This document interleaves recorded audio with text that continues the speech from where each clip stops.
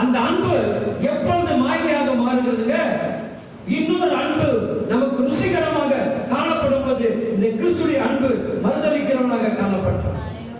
அப்ப அந்த அன்பை விட்டு அவன் வெளியே வரும்போது அந்த அவன் நிமித்தமாக, யார் நிமித்தமாக?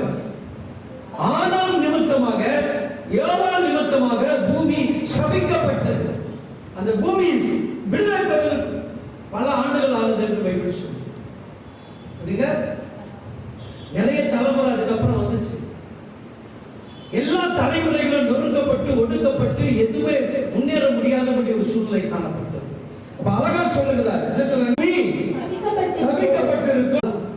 சில பேர் சொல்லுவாங்க, பிறந்த நாள்ல இருந்து இந்த நாள் வரைக்கும் கஷ்டப்பட்டுட்டே தான் பார்த்தேன். சொன்னவங்க யாராவது? அப்ப அந்த சூழ்நிலை மாத்தணுமா மாத்த கூடாது? அதுல இருந்து நம்ம வெளியே வரணும். இவரை அறிஞ்சிட்ட பிறகு நான் அறியாத போது, தெரியாத போது, புரியாத போதோ, அவருடைய அன்பு எனக்கு என்ன தெரியாத போது நான் என்ன செஞ்சேன், தெரிஞ்ச தப்பு செஞ்சேன், தெரியாம தப்பு செஞ்சேன், அதெல்லாம் எனக்கு பிரச்சனை கிடையாதுங்க. ஆனா இந்த அன்புக்கு வந்துட்ட பிறகு இந்த அன்பானது என்ன பண்ணுங்க? என் பழைய முகத்தை முற்றிலுமாக அழிக்கணும், முறியடிக்கணும். அந்த சாபத்திலிருந்து என்னை மீட்டெடுக்கணும். அதான் கிறிஸ்டியன். அப்ப நான் என்னுடைய வேலை எதுவா இருக்குங்க?